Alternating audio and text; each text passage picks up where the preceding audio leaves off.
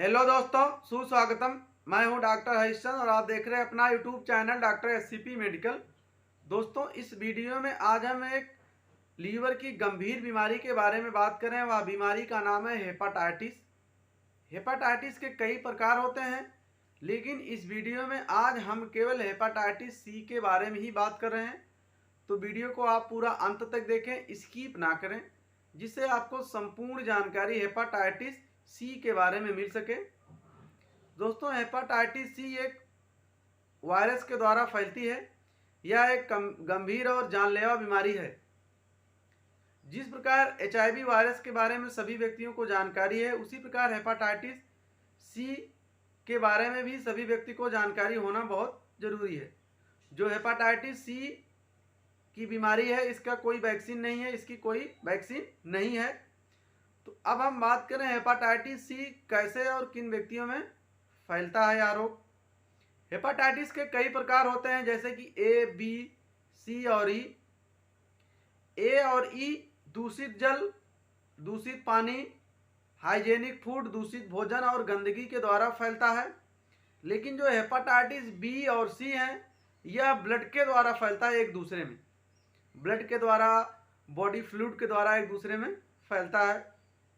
जैसे कि infected syringe use करना, जैसे कि एक सिरिंज कई लोगों में यूज होती है, तो उसके द्वारा भी फैल जाता है हेपाटाइटिस सी। या तो ऐसे व्यक्ति जिनको पहले से हेपाटाइटिस सी है, उनका ब्लड जो निकाल कर एक दूसरे में ट्रांसफ्यूजन किया जाए, चढ़ाया जाता है, तो उसके द्वारा भी फैल जाता है बिना टेस्ट किए।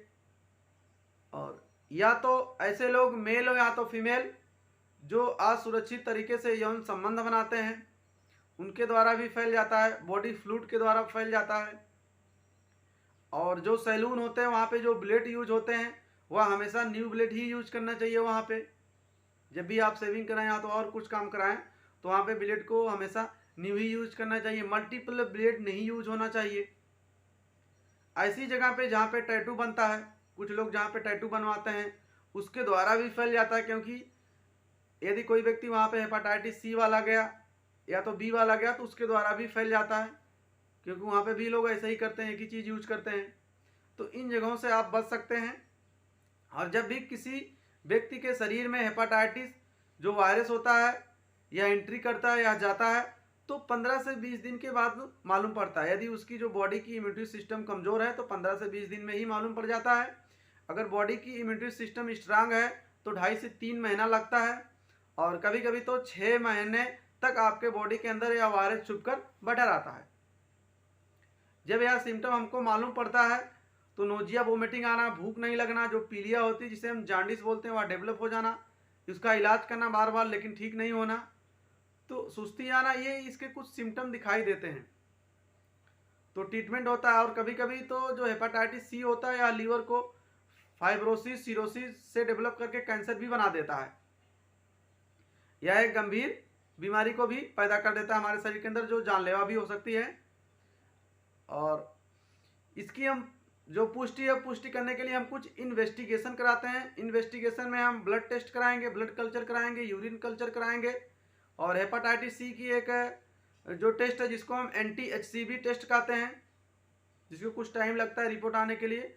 anti-HCV टेस्ट के बाद मालूम पड़ता है इस व्यक्ति को हेपाटाइटिस सी की बीमारी है, कौन से स्टेट की बीमारी, इनका एक कोड होता है, उसी के द्वारा इसका ट्रीटमेंट किया जाता है। और कभी कभी यह गंभीर हो जाता है, सिरोसिस के बाद कैंसर हो जाता है, तो लीवर ट्रांसप्लांट भी कराया जाता है। मतलब यह एक सेफ तरीका है, लेकिन बहुत खर्चीला है, सब लोग नहीं करा सकते हैं। जब इन्वेस्टिगेशन होने के बाद, ब्लड इन्वेस्टिगेशन होने के बाद, यूरिन इन्वेस्टिगेशन होने के बाद, और जो anti-HCV टेस्ट होने के बाद जब मालूम पड़ जाता है हेपाटाइटिस इस कैटेगरी का, इस कोड का जो बीमारी है, उसी अकॉर्डिंग लोग डिसाइड हो, तो लैब वाले ही बताते हैं, तो उसके अकॉर्डिंग व्यक्ति को ट्रीटमेंट दिया जाता है। जो हेपाटाइटिस सी है, उसके अकॉर्डिंग ट्रीटमेंट दिया जाता है, और कुछ सिम्टोमेटिक ट्रीटमेंट भी व्यक्ति को दिया जाता है। तो ये इसके कुछ ट्रीटमेंट दिए जाते हैं इन्वेस्टिगेशन कराने के बाद। तो जैसा कि आप समझ गए, आपको बचना है इन जगहों से। जिस प्रकार HIV वायरस के बारे में सभी व्यक्ति को जानकारी, उसी प्रकार हेपाटाइटिस सी के बारे में भी सभी व्यक्ति को जानकारी होना चाहिए। जहाँ पे अंडर डेवलप कंट्री है, वहाँ पे यह ज़्यादा होता है, या तो स्टेट है वहाँ पे ज़्यादा फैलता है। तो सभी व्यक्तियों को जानकारी होना है बहुत आवश्यक है। हेपाटाइटिस सी की कोई वैक्सीन नहीं है अभी तक। तो जैसा कि आप हेपाटाइटिस सी वायरस के बारे में, रोग के बारे में आप समझ गए होंगे। यदि आपको वीडियो अच्छा लगा तो वीडियो को लाइक और शेयर करना ना भूलें। चैनल को सब्सक्राइब करें। फिर मिलते हैं किसी नेक्स्ट वीडियो में, तब तक के लिए जय हिंद, वंदे मातरम।